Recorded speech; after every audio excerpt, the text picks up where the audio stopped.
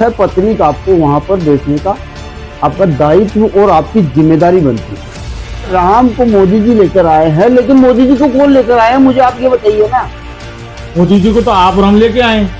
मोदी जी राम की उंगली पकड़कर मंदिर में ले जा रहे हैं। ये तस्वीर क्या मायने रखती है आपकी नजर में? पत्नी तो मोदी जी की है, जसोदा बहन, उनको ले आते हैं ना। तो दिक्कत क्या आ रही थी? चाहे वो तलाक तो हुआ नहीं ना। बहन तो है, लेकिन वो जसोदा बहन है कहाँ पर? वो खुद अपने पति को ढूंढ के फिर रही है पिछले पिछले कितने सालों से। नहीं, प्राण प्रतिष्ठा में अगर आपकी आस्था है तो आप शामिल हो सकते हैं, मेरी आस्था में शामिल होऊंगा। देखिए, सनातन के भगवान के राम या मोदी, सनातन के भगवान तो राम ही रहे हैं और राम ही रहे। नमस्कार, मैं जितेंद्र शर्मा। 22 जनवरी को अयोध्या में राम मंदिर की प्राण प्रतिष्ठा का आयोजन किया जा रहा है। पूरे देश में इस मंदिर को लेकर सियासत गरमाई हुई है। सबसे बड़ा सवाल ये पनपता है कि आखिर मंदिर के मामले में, धर्म के मामले में सियासत का क्या लेना देना? गरमाना बहुत दूर की बात है। इसके अलावा जो सनातन धर्म की जो जड़ है, 4 पीठों के शंकराचार्य, उन्होंने साफ तौर पर, एलानिया तौर पर मना कर दिया है कि वो किसी भी कीमत पर नहीं जाएंगे। कांग्रेस के अध्यक्ष सोनिया गांधी ने भी मना कर दिया, कई सारे विपक्ष के नेताओं ने भी साफ मना कर दिया है कि हम राम मंदिर की प्राण प्रतिष्ठा के कार्यक्रम में नहीं जाएंगे। दूसरी बात, क्या उनको राम मंदिर से तकलीफ है या बात कोई और दूसरी है? तो यहाँ जो देखने वाली बात जो है, तो सबसे बड़ी बात यही है कि मंदिर से दिक्कत नहीं, प्राण प्रतिष्ठा जिस तरह से की जा रही, दिक्कत इससे विपक्ष के लोगों को भी, नेताओं को भी, और चारों पीठों के शंकराचार्यों को भी। हम हमारे चैनल पर लगातार इस पूरे मामले को उठा रहे हैं। हालांकि विपक्ष के रुख को देखते हुए और शंकराचार्यों के जो स्टैंड को देखते हुए देश के प्रधानमंत्री नरेंद्र मोदी को बैकफुट पर आना पड़ा। यानी कि जो उद्घाटन वो करने वाले थे वो वापस हो गए। रीजन 2 थे। प्राण प्रतिष्ठा अधूरे मंदिर में हो रही है और नरेंद्र मोदी बिना पत्नी के अगर ऐसा करते हैं तो वो शास्त्रों का घोर उल्लंघन होगा और बहुत बड़े अनिष्ट की आशंका। खैर, मोदी ने अपने कदम कुछ हद तक पीछे कर लिए, लेकिन इससे मना नहीं किया जा सकता। इस पूरे मामले में एक छत्र अगर किसी की चलेगी तो वो नरेंद्र मोदी। हमारे साथ पवन कुमार टेलर वरिष्ठ पत्रकार हैं। दी सारांश नाम से इनका यूट्यूब चैनल, वेबसाइट और अखबार में भी ये पत्रकार हैं और कम से कम करीब 20 साल से इनकी पत्रकार। आज हमारे साथ बैठे हैं। पवन, एक सीधे मुद्दे की बात करता हूं कि नरेंद्र मोदी बैकफुट पर आए तो क्या ये धर्म को लेकर ये बैकफुट पर आए या फिर जो शंकराचार्य का विरोध किया जा रहा था और शंकराचार्य ने, चारों शंकराचार्यों ने जिस तरह से प्राण प्रतिष्ठा को लेकर विरोध किया था, मंदिर का नहीं, जो जिस तरह से हो रहा था, और विपक्ष ने भी काफी विरोध किया और आने से मना कर दिया, तो क्या ये ताकत इनकी देखी जाए या फिर ये कहा जाए कि नरेंद्र मोदी को अब कोई शास्त्र या कोई ग्रंथ ऐसा पढ़ा जो उनके समझ में आया और फिर उन्होंने अपनी जगह अमित मिश्रा को सपत्नी बैठाया, इस तरह से देखिए सबसे पहले तो मैं बता दूं, जो हिंदू सनातन और धर्म संस्कृति कहती है, किसी भी धार्मिक कार्य में जब आप बैठते हैं तो सपत्नीक आपको वहां पर बैठने का आपका दायित्व और आपकी जिम्मेदारी बनती है। तो ऐसे में जबकि शंकराचार्य के चारों धर्मपीठों के शंकराचार्य के बयान जो सामने आए हैं, हमारे सामने जो बयान लगातार सामने आते रहे हैं, चारों धर्मपीठों के शंकराचार्य ने कहा है, कोई कहता है कि अधूरे निर्माणाधीन मंदिर की प्राण प्रतिष्ठा अगर की जाती है तो वहां पर जिस मूर्ति की प्राण प्रतिष्ठा की जाती है वहां पर असुरी शक्तियों का प्रवास होता है। तो पहला तो ये है, और दूसरा ये, किसी भी धार्मिक अनुष्ठान में जो यजमान बनता है धार्मिक और हमारी सनातन धर्म की संस्थाओं के अनुसार, वहां पर अगर जो यजमान होता है वो सपत्नीक अगर बैठता है तो वो धार्मिक अनुष्ठान पूर्णतया मान्य होता है। अब ऐसे में हमारे देश के प्रधानमंत्री जो है नरेंद्र मोदी, वो पहले बात तो सबसे पहला सवाल ये उठते हैं कि वो ऐसे में यजमान बन कैसे सकते हैं, आखिर वो यजमान कैसे बन सकते हैं, उनका क्या ऐसा मतलब जिम्मेदारी है या उनकी ऐसी क्या योग्यता है, वो पूरे देश का एक तरह से यजमान बन सकते हैं। योग्यता तो पवन हिंदू हृदय सम्राट नरेंद्र मोदी हैं। हिंदू सम्राट अलग बात है, लेकिन आपके घर में अगर आप में अदरवाइज मत लेना, जैसे आपके घर का नांगल होता है, आप नया घर बनाते हैं, उसका गृह प्रवेश होता है, तो उसमें जाहिर सी बात है या तो आपका गृह प्रवेश का अनुष्ठान जो होगा उसमें आप बैठेंगे या आपके पिताजी को बिठाएंगे। अब किसी तीसरे आदमी को बैठने का वहां पर क्या अधिकार है? तीसरा आदमी वहां पर क्या अधिकार रखता है? आपके घर का अनुष्ठान होता है वो जो पूरे देश का है। अरे तीसरे कहाँ है? तो नरेंद्र मोदी देश के प्रधानमंत्री है, तो राष्ट्रपति भी है और देश की पूरी जनता है। तो लेकिन राम को तो राम को तो मोदी लेके आए ना। राम को मोदी जी लेकर आए हैं, लेकिन मोदी जी को कौन लेकर आए हैं मुझे आप ये बताइए ना। मोदी जी को तो आप राम लेके आए। मोदी जी को लेकर इस धरती पे कौन आए हैं? राम को मोदी जी थोड़ी लेकर आए। राम को तो मोदी लेके आए। और मोदी जी को कौन लेकर आया? राम लेकर आया, मोदी जी लेकर आए हैं। मोदी जी तो देश की अभी कुछ सोशल मीडिया पर कुछ तस्वीरें ऐसी वायरल हुई है जो राम जी को मोदी जी हाथ पकड़कर मंदिर में ले जा रहे हैं। उसके बारे में मैं जानना चाहूंगा आपसे। आप मुझसे सवाल करते हैं, पूरे देश से सवाल करते हैं, यहाँ पर मैं सवाल पूरे देश से करना चाहूंगा, आपसे करना चाहूंगा। मोदी जी राम की उंगली पकड़कर मंदिर में ले जा रहे हैं, ये तस्वीर क्या मायने रखती है आपकी नजर में?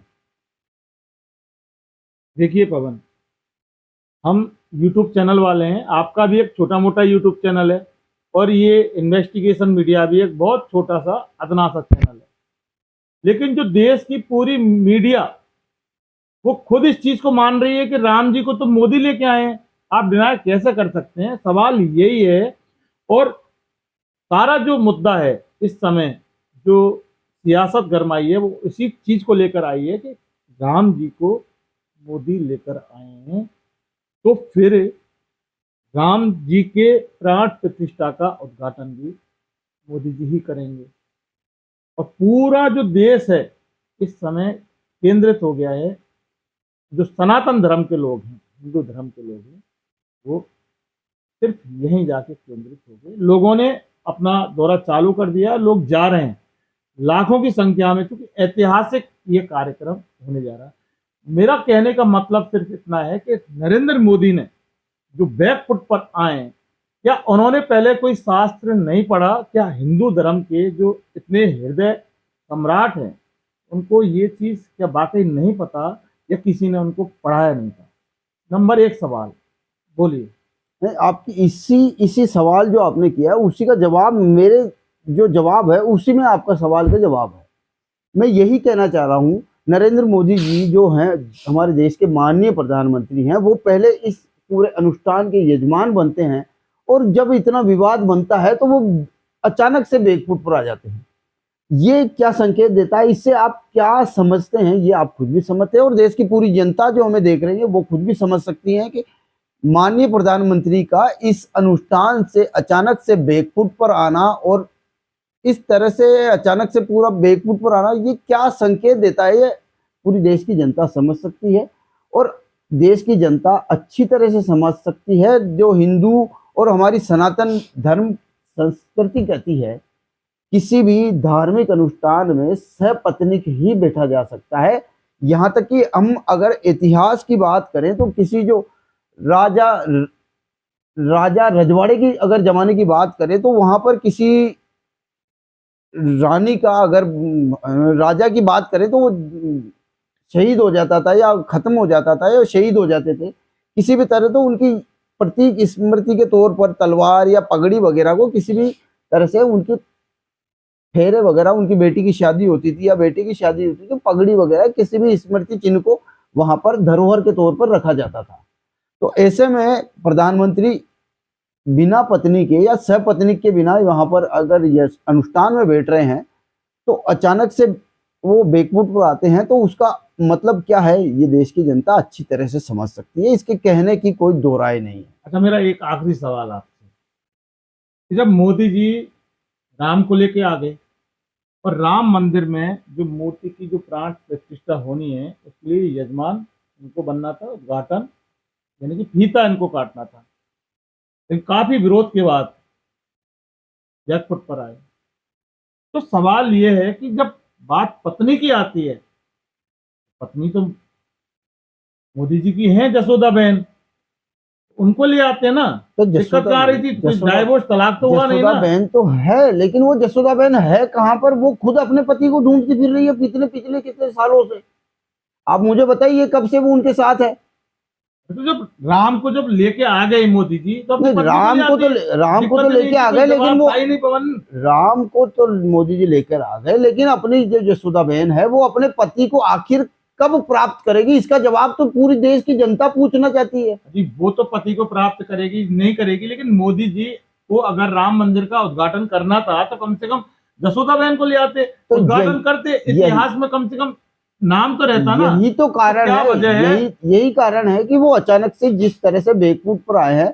सपत्नीक किसी भी धार्मिक अनुष्ठान में बैठा जाता है तो सपत्नीक बैठा जाता है, और अगर किसी का पति स्वर्गवास हो चुका है, देहावसान हो चुका है, तो उसके किसी भी प्रतीक स्मृति चिन्ह को उनके साथ में बिठाया जाता है। मसलन कि तलवार हो गई, पगड़ी हो गई, किसी भी प्रतीक स्मृति चिन्ह को उनके दस्तूर में साथ में बिठाया जाता है धार्मिक अनुष्ठान में।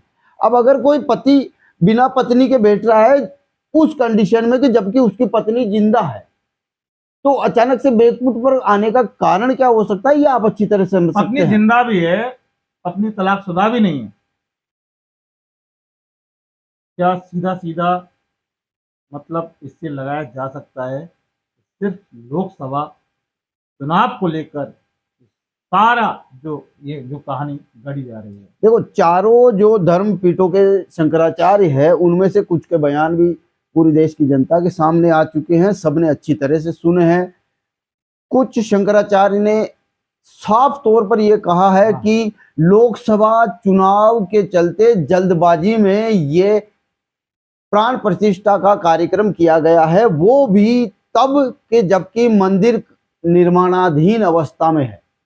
इससे आगे अगर मैं कुछ कहना चाहूंगा तो देश की जनता अच्छी तरह समझ सकती है कि मैं क्या कहना चाहूंगा, और देश की जनता को अच्छी तरह पता है जबकि किसी मंदिर निर्माणाधीन अवस्था में है और उसकी मुख्य गर्भागृहस्थावा में जो होती है, गर्भागृह में प्राण प्रतिष्ठा अगर की जाती है मुख्य मूर्ति की, तो उसका क्या असर हो सकता है। शंकराचार्य ने अपने बयानों में कह चुका है कि किसी भी निर्माणाधीन मंदिर की अवस्था में अगर किया जाता है तो वहां पर आसुरी शक्तियों का प्रवास हो सकता है, अनिष्ट होने का संकेत मिलते हैं। वो आप अच्छी तरह से वो भी उन्होंने शंकराचार्य महाराज ने ये भी कहा है कि इस पूरे कार्यक्रम से जुड़े हुए जितने भी लोग हैं उन सबके ऊपर वो अनिष्ट की आशंका रहती है। यानी कि जितने भी लोग वहां जा रहे हैं, जितने लोग आ रहे हैं, लेकिन सारे लोगों को किस तरह से एक गुमराह किया जा रहा है। और यही कारण है कि कुछ शंकराचार्य जो है, चारों धर्म पीठों के शंकराचार्य है, उनमें से कुछ ने वहां पर कार्यक्रम में आने से साफ तौर पर इनकार भी किया है कि वो इस कार्यक्रम में शामिल नहीं होंगे। चारों ने किया है, लेकिन राम भद्राचार्य महाराज और बहुत सारे संत ऐसे हैं जो कि मोदी जी की भक्ति में तल्लीन है। नहीं, प्राण प्रतिष्ठा में अगर आपकी आस्था है तो आप शामिल हो सकते हैं, मेरी आस्था में शामिल होऊंगा। जाहिर तौर पर किसी को कोई ना तो मना कर रहा है और ना कोई ये जबरदस्ती है कि आप प्राण प्रतिष्ठा में शामिल होना ही होना है। ये आपकी आस्था क्या कहती है, आप किस लेवल पर आपकी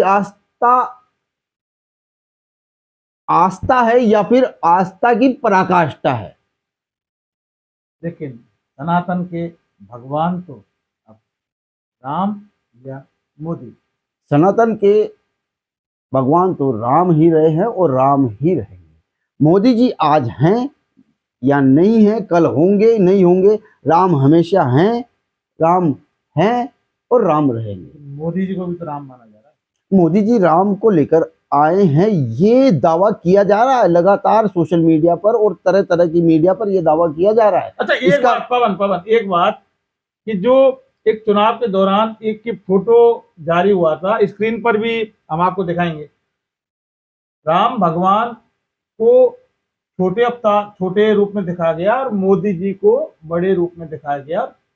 जिस तरह से बच्चे को उंगली पकड़कर चला के लेके जाते हैं, इस तरह से भगवान श्री राम को मोदी जी लेके जा रहे थे। यही बात जो आपने अभी सवाल किया है, इस सवाल का जवाब मैंने पिछले कुछ मिनटों पहले आपको जवाब दिया था। मोदी जी राम को उंगली पकड़कर अपने मंदिर में लेकर जा रहे हैं, तो आप मुझे ये बताइए, मोदी जी राम को लेकर आए हैं या राम जी मोदी को इस धरती पर लेकर आए?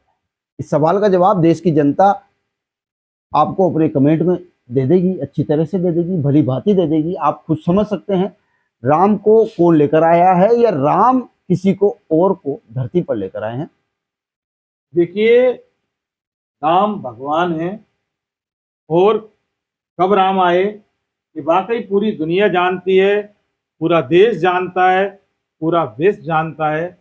लेकिन सिर्फ राजनीतिकरण करने के लिए ये वाकई पूरी तरह से साबित करने की नाकाम कोशिश की जा रही है कि भगवान श्री राम को नरेंद्र मोदी लेकर आए हैं।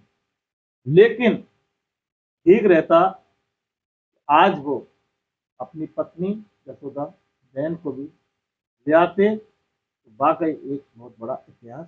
देखो, सही कह रहा हूँ। राम का जो मुद्दा है, राम मंदिर का मुद्दा है, ये ऐसा नहीं है कि मोदी जी ने ही उठाया।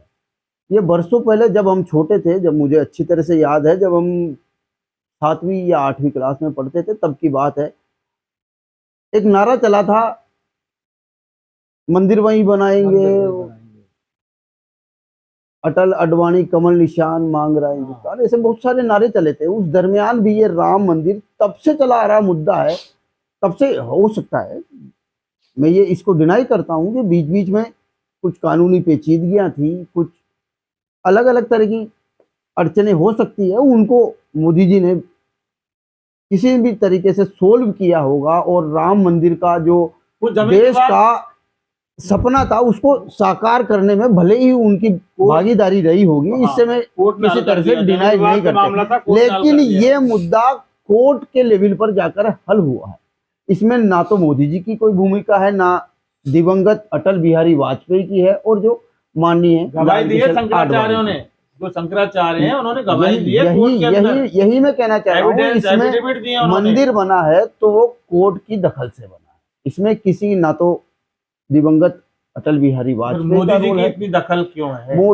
मोदी जी देश के प्रधानमंत्री हैं। हिंदू मुस्लिम सिख ईसाई सारे धर्मों को लोग, देखो मैं ये कहना चाह रहा हूँ, भारत की जो परंपरा वर्षों से पुरातन इतिहास काल से जो चली आ रही है, आज पहले भी वही रही थी, आज भी वही है और बरसों बरस बाद भी वही रहेगी। हिंदू मुस्लिम सिख ईसाई आपस में सभी भाई भाई।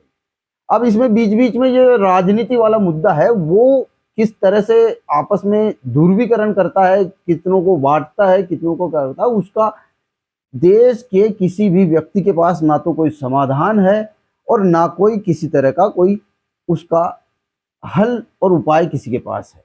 बहरहाल सारा मामला साफ है, लगातार बहुत तूल इस मामले ने पकड़ लिया है, मोदी को पीछे हटना पड़ा। सवाल ये है कि हटने की जरूरत क्या थी? अगर मोदी अपनी पत्नी को अगर ले आते तो फिर किसी को कोई ना दिक्कत थी, लेकिन सवाल ये भी है कि भगवान श्री राम को लाने वाले मोदी आखिर अपनी पत्नी यशोदा बहन को क्यों नहीं ला पाए? ये एक बहुत बड़ा सवाल है। सोचना होगा उन सभी लोगों को जो धर्म में आस्था रखते हैं और मोदी जी में वो धर्म से भी बड़ी आस्था रखते हैं। हालांकि प्राण प्रतिष्ठा का कार्यक्रम 22 जनवरी को होगा और इतिहास में दर्ज होगा। फिलहाल के लिए पवन इन्वेस्टिगेशन मीडिया से बात करने के लिए आपका बहुत बहुत शुक्रिया। काफी दिन बाद मिले हैं, बहुत पुराने साथी हैं हमारे। द सारांश न्यूज चैनल के हेड हैं और काफी मानवीय पत्रकार है। बहुत सारी कवरेज हमने साथ की, किसान आंदोलन वगैरह, बहुत कोरोना, बहुत सारा काम किया, लेकिन कुछ समय के बाद कुछ प्रॉब्लम हो सकती है हम लोगों की, तो थोड़ा सा थे, लेकिन अब लगातार हम लोग साथ में समय समय पर। फिलहाल के लिए दोस्तों इजाज़त दीजिए, आप हमारे चैनल को सब्सक्राइब कीजिए और इनका जो चैनल दी सारांश न्यूज़ है उसका लिंक आपको डिस्क्रिप्शन में ज़रूर मिलेगा। आप इनके चैनल को भी आप ज़रूर से ज़रूर सब्सक्राइब करके इनका भी मनोबल बढ़ाइए और हमारे इस वीडियो को आपको कैसा लगा ज़्यादा से ज़्यादा लोगों तक शेयर कीजिए।